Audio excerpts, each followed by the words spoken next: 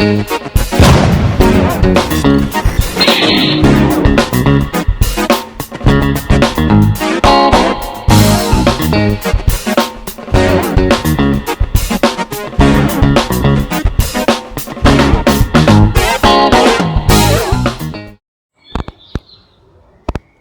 morning, lovely people, and welcome to Nat's Knackers Yard. I'm Nat, and this is my Knackers Yard. So where are we in terms of updates? I didn't really get a lot of action on this. I mean, it's a lovely ER5, this one. Beautiful paint job. Sounds fab. Starts every time, first time. I don't know what's going on with Marketplace on Facebook at the moment, but things either aren't selling or it's just full of freaking jokers. So I've taken it off and I've chucked it on eBay, which is a first for me. Now I know I'm going to get slightly bent over on fees, etc. But frankly, I need the space. So this is due up. It's got another 7 days or 6 days left to run. It's currently on, I think, 880, something like that, which is promising because I'm going to clear what I need to. As I've said many times on this channel, it's not business. It's a hobby. It's a self-sustaining hobby. So as long as I get back what I put in, I'm happy. Loitering at the back and looking quite cool and holding up my spare sign is the little Xenon 125. Paintwork's looking good. It's I've said it before, and I think Charlie's mentioned it as well. I find fresh paint is really thirsty. So you get a good shine on it, you come back and leave it a day, and then it dulls off. It's not drama. It just means it needs another few coats while it's sorting itself out. I mean, it is fresh paint. I finished, today is Sunday, I finished painting it Friday evening, rubbing it down and everything Saturday. So it is fresh paint. The observant might have noticed the old skid rails are off. I hadn't forgotten them. They're black with Xenon on them. They needed a little bit of repair. I've taken those off. The way I work on bikes is I like to leave myself like little bits to do throughout the week, like evening jobs basically, I suppose. So they're off and I'll just rattle my way through those throughout the week. I have ordered all the parts that I need and they should be here by next weekend. So I aim to get this up and running by next weekend.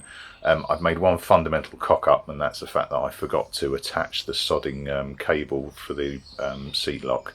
So that's going to be an arse-ache working that out, and I'll probably end up having to half strip it again, which is particularly frustrating. But hey, you live and learn.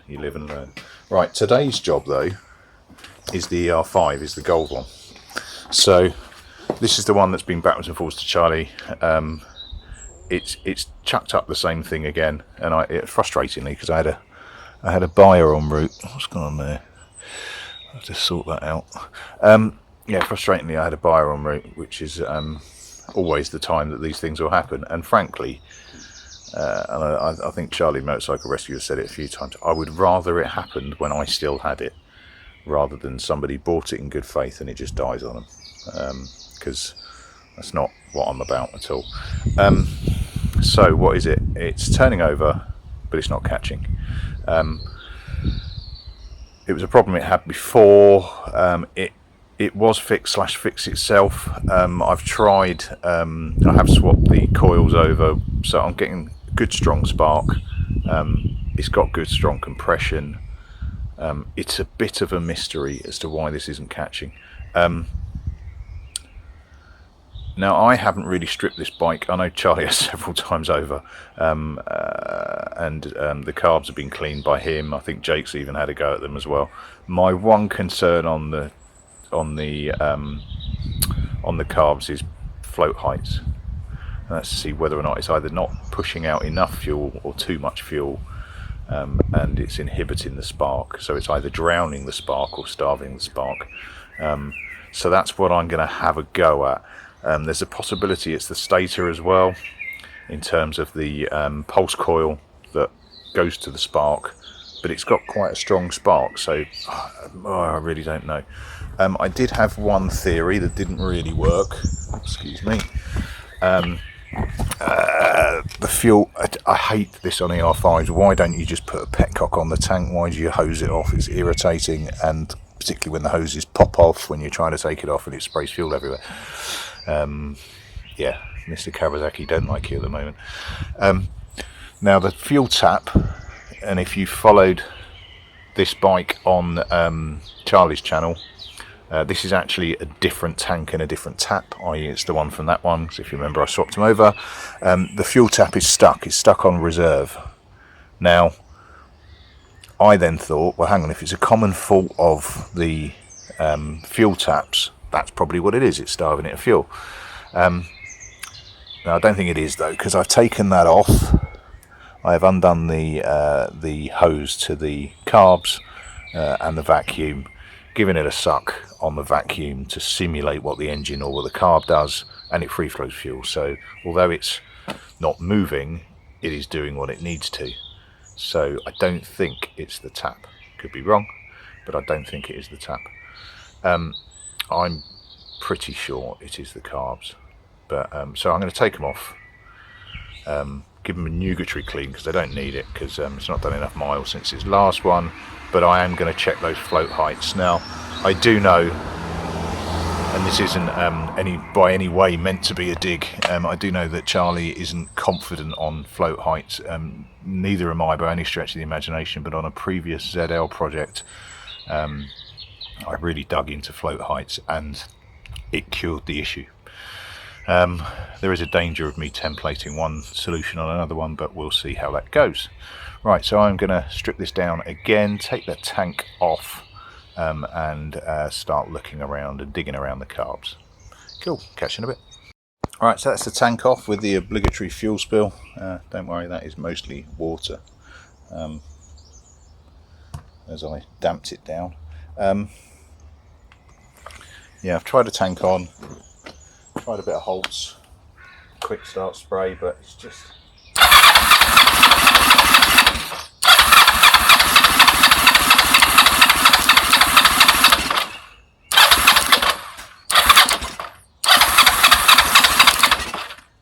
sucking the fuel through. It's just not catching it. Right, I'm going to get this carb off. I'm going to have to drop the coolant, which is mostly water anyway, if I remember correctly from Charlie's. So yeah, I'd just be another flush for it, I suppose.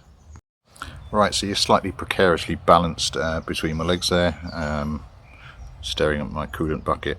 Right, so this is photos from, oh don't piss around, photos from the manual that I went through last night. So you can see down the bottom around where my thumb is, float height 17 plus or minus 2 mil. So how do you measure it? So it's from the edge of the carb up to the top of the float when it just starts to engage the pin, so it's rested against but not pushing in, which is the important bit. Yeah, so what have we got here on this one? And it's going to be really hard to show, so please bear with me. So you've got the float, the big white thing, the float valve just behind it. Oh, really difficult to show, so just behind it and there. So what I'm trying to show you is when you push the float down, pin goes down, so you can just see it depressing. So that's what's regulating the amount of fuel that's getting through to the spark. So what you're trying to do is measure it as it holds its weight on that pin, but without pushing it. So effectively, you know, layman's language, at the top of the bounce. Yeah, so not when it's pushing in, not when it's all the way up there, when it's just resting. Now I've got a little micrometer set here, and so going from the top of the carb, the metal of the carb, up to the top of the floats, which to me is approximately 21.9 is that set. So I need to drop those by about 3 mil each. So what I need to do is undo the pin. There's a little tang, if you like. There we go, a little tang there. I just need to bend that a little bit and get that to 17 mil. Now, the one thing that I worked out in the last one is trying to do it waving around a micrometer is an absolute ball ache. So what I'm going to do is find a little strip of plastic, measure that down to as close to 17 as I can get. So rather than try and hold this up here, and you can see potentially how far out that is. Whether that's enough to make a difference that of run, no run, I don't know, but get to 17mm. So I'm going to cut a strip of plastic, cut to 17mm, and then bend it or cardboard, doesn't really matter, a bit of material to about 17mm, and then bend that tang so that naturally, without the weight, sits at that 17mm, and we will see if that makes a difference. But I'm going to do it first and then show you. Right, so back again, slight change of plan. I was just cutting some plastic. I was looking for a straight edge to use to cut it, kicking around the kid stuff. I found a I know, tongue depressor lollipop stick, but it's quite a fat one. It's one of the bigger ones. Kids use them for craft stuff. And I thought, I'll measure it, and that is 17.8mm wide. So I'm just going to use that. So a bit of focus would be good, camera. There we go. So I've done this one. So again, getting it on the angle, getting it so it's catching but not depressing, so when it's just basically holding its own weight. And look at the height, and I can just barely see the top lip of that. So that is 17.8, so that is actually probably closer to 18, but bearing in mind the book says 17 plus or minus 2mm, that is close enough for government work. So same again on the other side, and by same again I mean whip out the pin. Oops, let me get something better to point with. Whip out the pin, should come out quite easily, but a little prodder is always handy.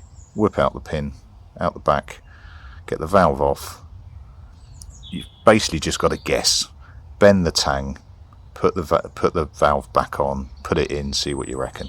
Right, so that's exactly what I've done on that one. There is a considerable height difference now between this one and that one, and we'll get this one done as well and see what the score is. Be right back.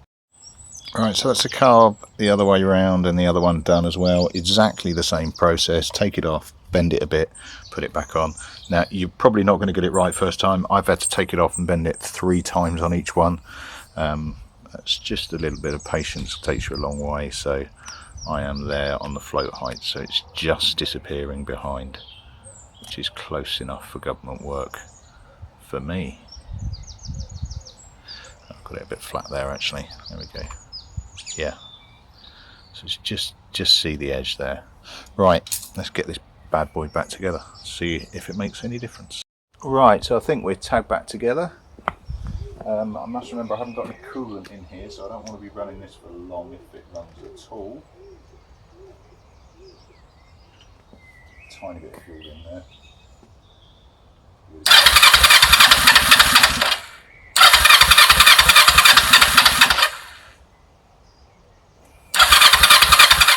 Right, now I know the answer to this, but I am running out of things to check.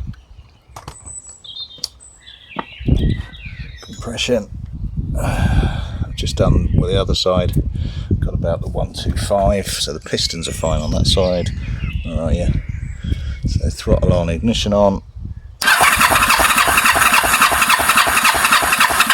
Yeah, I mean, compression's bang on, which I knew anyway, but while I had the plugs off, I've just tried running it over to see if it will spit out any fuel that it's got left in it.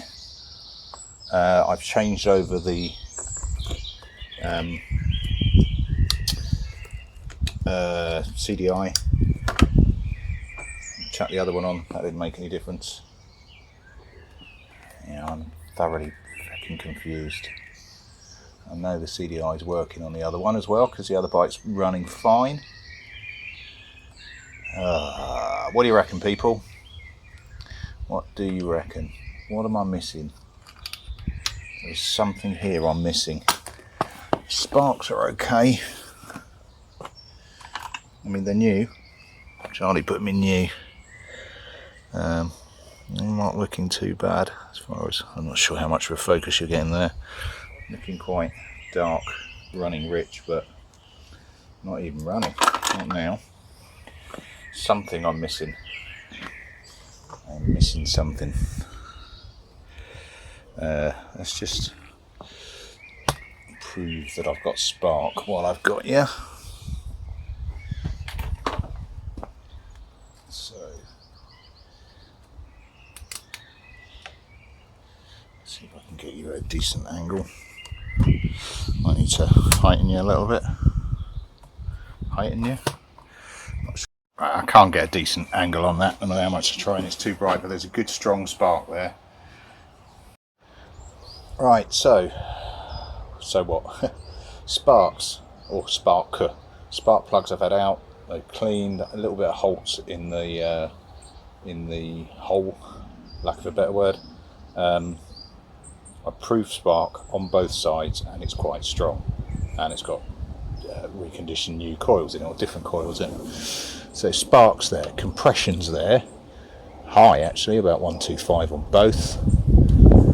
Carb's clean, so it's getting fuel, and it was getting fuel anyway, but the float heights are now bang on what they need to be, or what they should be. Airbox is tagged on. I'm really running out of things this could be. I've just chucked on a booster box because I've been turning over a lot on that battery. Nice and choke.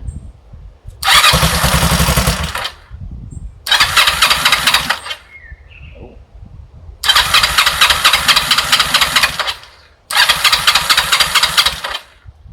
So it's fuel. That was it running off the quick start, probably on the sparks.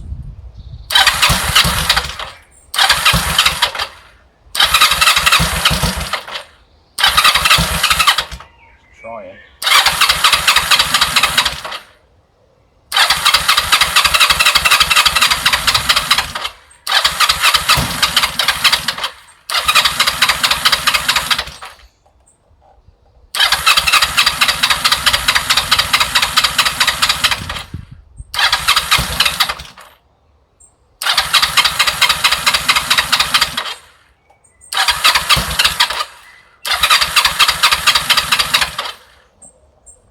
Glimmer of hope.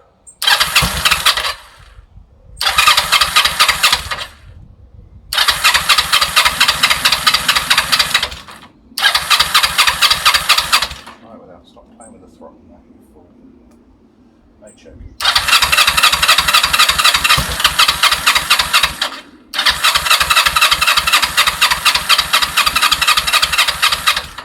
Close. Let's be quick start.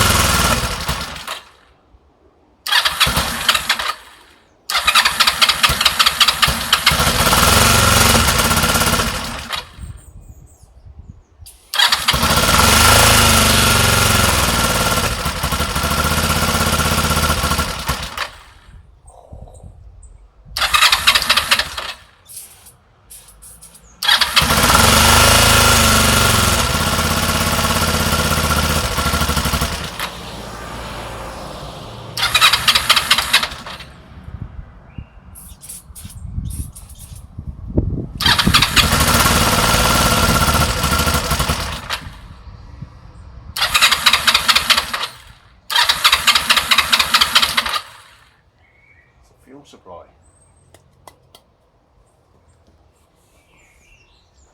Why is it a fuel supply?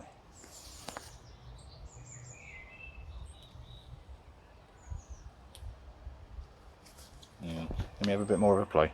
Well, that's a first. Running off pods.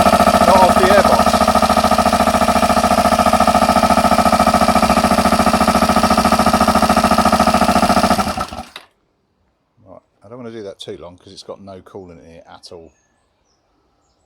I might just let me just chuck some water in so at least it's got something. Right, so I've just chucked. I haven't got any coolant here, which is unfortunate, but I've just chucked a load of water in just for now. It's not great, but it'll do for now. Let's just see if it'll do anything again. Just chuck a little bit more fuel in actually. Now it will support an idle. Coolant.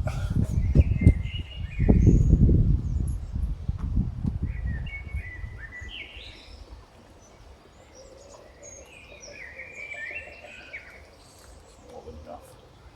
Shouldn't have put that much in, to be honest. Right.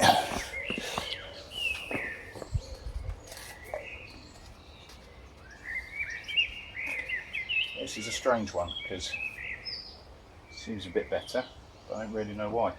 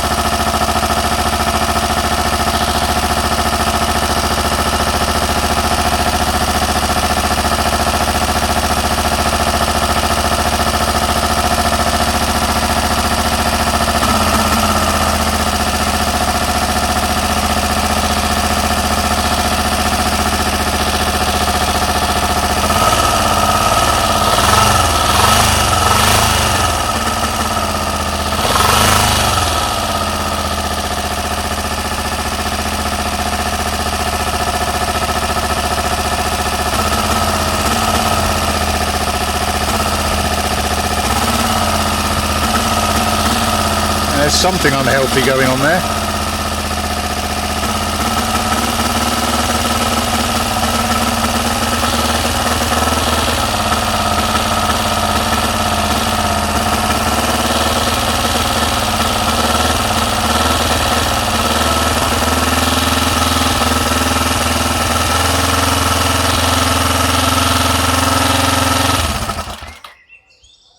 Saying that's got that much starter spray kicking around it, it's hardly surprising.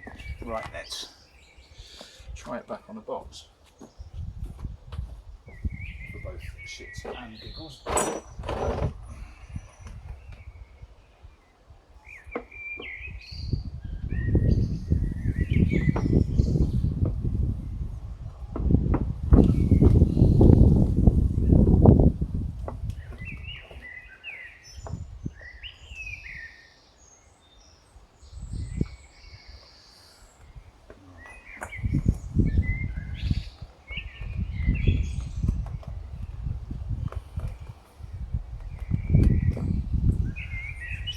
Right, clipped in but not secured.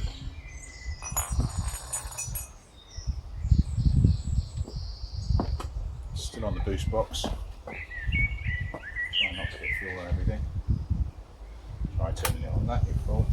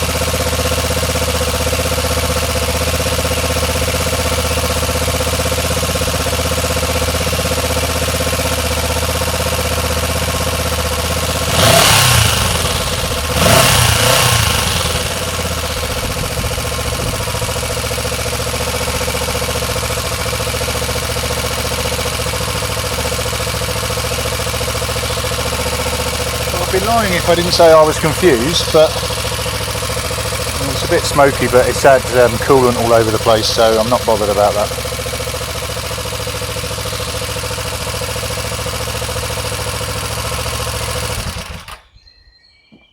Yeah, I'm buggered. I really don't know. Let me just check that was coolant. Yeah, it's coolant on the exhaust, it's fine. yeah, well, fucking hooray. I just wish I'd know what it was.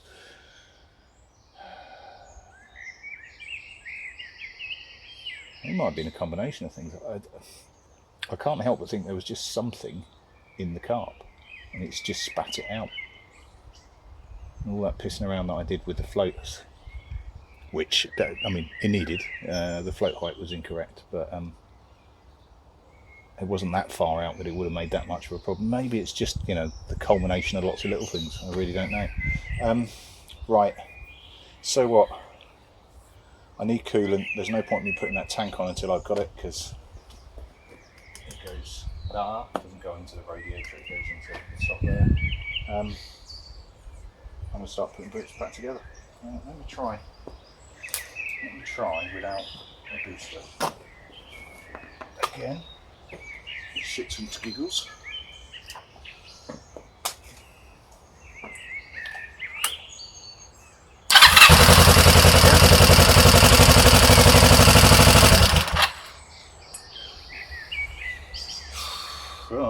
I don't know, it's a happy success. I just wish I could nail down what it was that was the issue.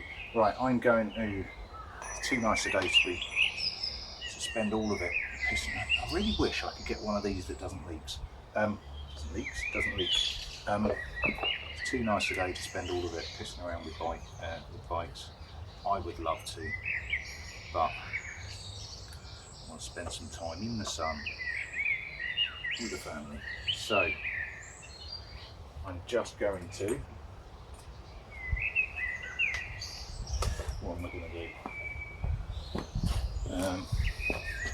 I'm just going to put the airbox on properly, secure it up, and remember to move that hose because it has to come out the bottom, which was a pain in the arse. I got back from Charlie last time. We've been running it off a tank. It was all nipped up. I had to move it, so I need to jam that around the bottom. Pipe's all right. Jam that around the bottom, get that plumbed in. I might as well put the mounting bracket and get all of this secured, ready to go. See if I can get some coolant at some point, probably not today, probably over the next few days. And I'm going to chuck some water over it because it's had accelerant all over the place, which I'm not overly keen on. Putting a bike away still covered in flammable accelerant. I suppose all accelerant's flammable. Yeah, cool. Yeah, drop me a line in the comments, fellas. What do you think it was? I really don't know, but it is a bit of a mystery bike. It is a bit of a mystery bike, and then I'll get some coolant in. I think it just needs a leg stretch, and I'll bang it around the block a couple of times just to make sure. I'm not going to sell this until I'm happy. I'm always happy. I'm always happy as the drugs and the alcohol. Though until I'm content that it ain't just going to crap out again, it's not going to go anywhere. I don't want this. I don't want to sell it to somebody for it to then just stop working. But yeah, what do you reckon it was, people? Or is? Have I cured it, or is it just a temporary respite? I really don't know.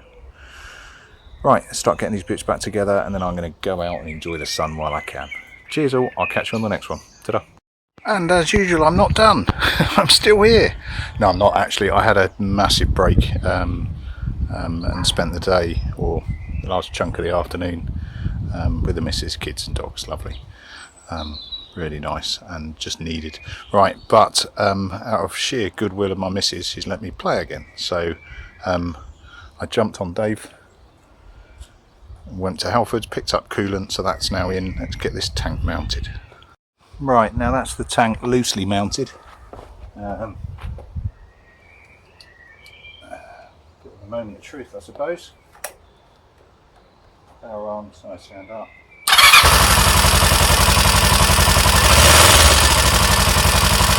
Seems good.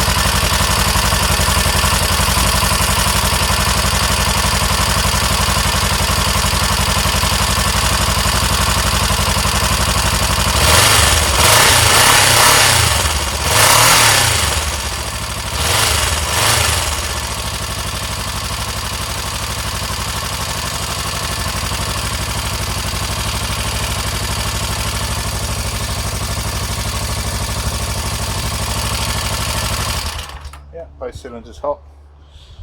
not tested in the best way possible. End of a long day. Right, I'm going to throw this back together. Yeah, let's throw it back together. All back together, looking fairly radiant in the early evening. Just gone 5. Let's just do a checker. Straight in.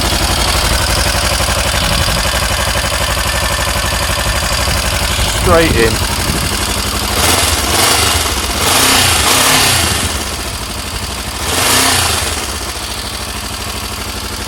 Right, I'm happy with that. I think the tester is going to be give it a few days and try it again just to see whether or not it's cured the issue. I think it has. I think it was the float heights. I think the float heights have just eased it off. It's getting fuel through. I think I might have been a little bit impatient with it starting and the carbs refilling again, which is why it wasn't starting. And now it's just happier.